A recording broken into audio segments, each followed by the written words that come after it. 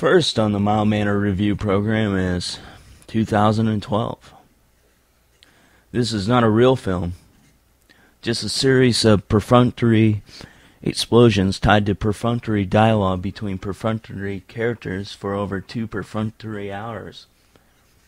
Or a special effects reel in search of human intelligence, or at least any universe far removed from bad disaster movies. Blame it on the Mayans, since their calendar ends on December 21st, 2012. And blame it on director-screenwriter Roland Emmerich, whose previous credits include Independence Day, Godzilla, and The Day After Tomorrow.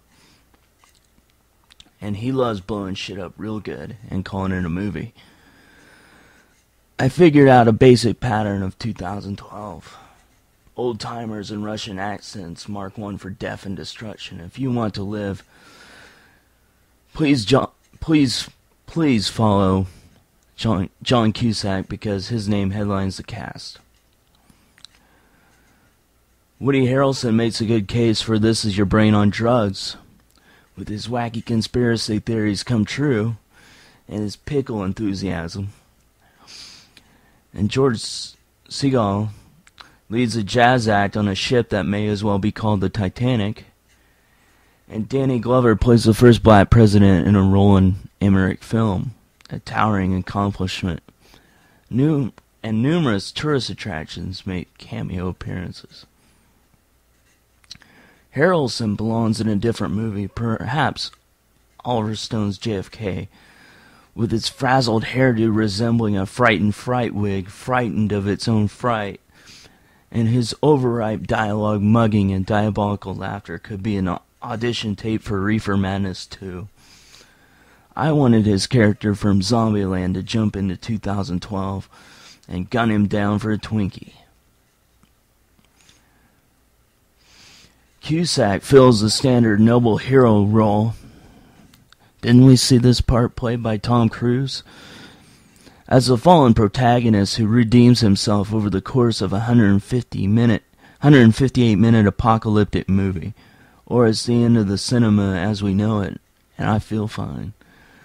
Noble speeches and noble sacrifices are out in full force during 2012, and I believe the Indian guy from The Guru plays a brilliant scientist, and he's obviously the most believable, brilliant movie scientist since Denise Richards played nuclear physicist Christmas Jones in a James Bond film.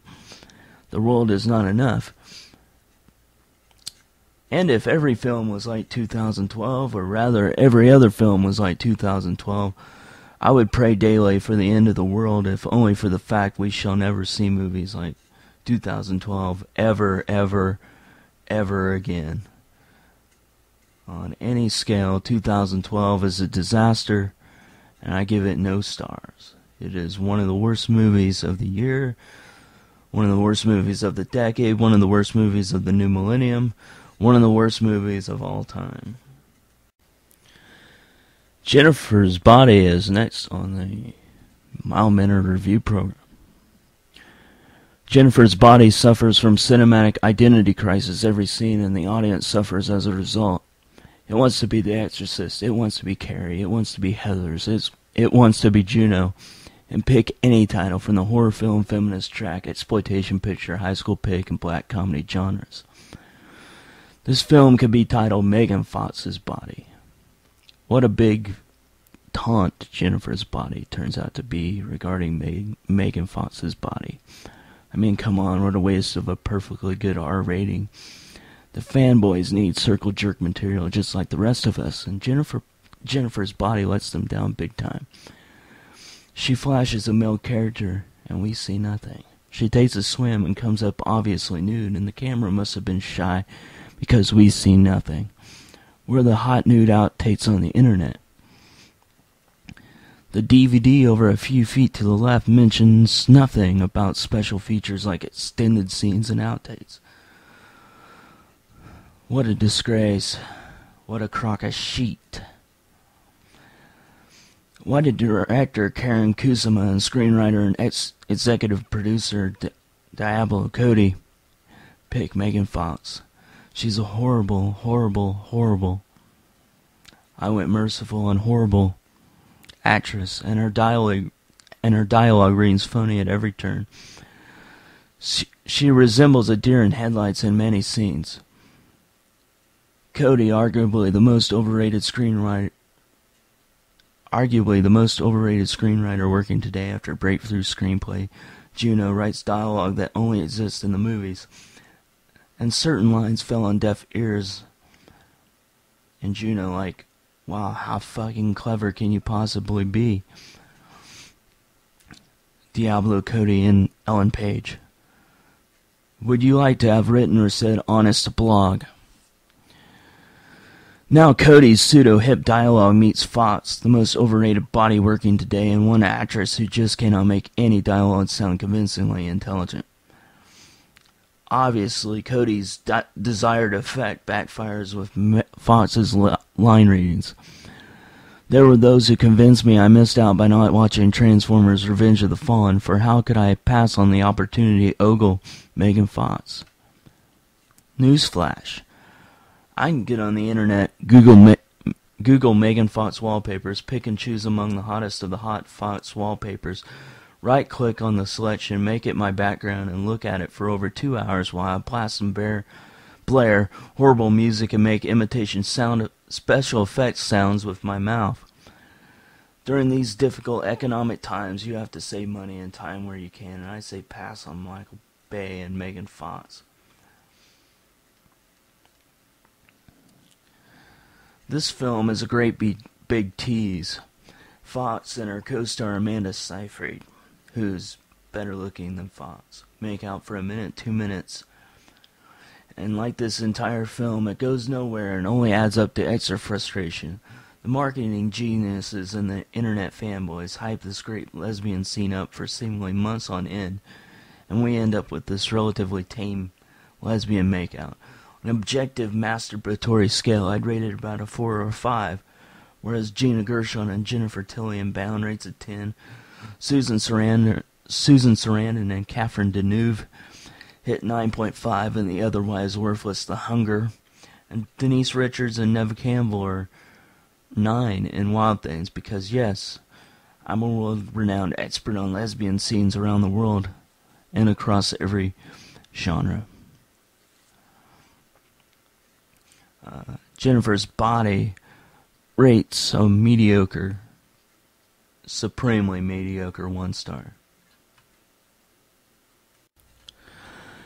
This week's legitimate multiplex alternative, in fact, turns out to be a legitimate alternative to Jennifer's Body. It is 2002's horror film, May. May is the rare horror film, not a remake of a Japanese horror film, not a remake of an old American horror film, or torture porn, a la Saw and Hostel. May's director and writer, Lucky McKee, imbues May with a subtle poetry, displaying a flair for off-kilter characters and dialogue. And she documents how our world today is filled with self-stylized eccentrics, loners, outlaws, rebels, and weirdos. Angela Bettis makes a sympathetic lead character in a performance that calls to mind Sissy Spacek from Carrie. Anna Faris and Jeremy Sisto are not evil personified. However, they only fan the flames of the young May by telling her they find her weirdness attractive. I felt sympathy with May because at times in my own life, I have envisioned the end of a new friendship after these friends discover more and more personal weirdness. They'll not like me anymore, I said to myself. Bettis must walk a dangerous tightrope between finding offbeat notes without leaving us totally freaked out, turned off, and leaving her behind. The key to better understanding May reveals itself during a scene where a young man's Frankenstein tattoo becomes quite visible. For we remember how in Frankenstein and Bride of Frankenstein, the monster roamed the world in search of friends because he did not understand this world forced upon him. Equipped with genetically defective genetic material and making do the only way possible in a sea of hostile possibilities. We We see May in a similar light, and we understand why she constructs a new doll from her victim's favorite body parts. After she loses her only true friend, her doll, and her real-life friends and lovers betray her. May's weirdness burns too brightly for any potential friend who only want a certain fashionable weirdness and not the genuine item. May is the genuine item. I remember an old friend and I rapping down at the park over brews and high hopes for the Saturday evening adventure ahead. I bring up his old concubine, who started hanging out with him again, and how I observed that she displayed her obvious displeasure with my company at the watering hole. Instincts obviously in proper working order. He listens, thinks, pauses, and says, "She thinks you're weird." I shoot back, "So what?" and laugh. Heartily, startily, stealthily, and heartily. She considered her own personal weirdness not equal to mine, thus she deemed yours truly socially unacceptable. Remembering similar experiences is the power of May, and May indulges our most extreme fantasies of personal revenge against those who deny her and their weirdness. I give May 3 stars and recommend you check it out immediately.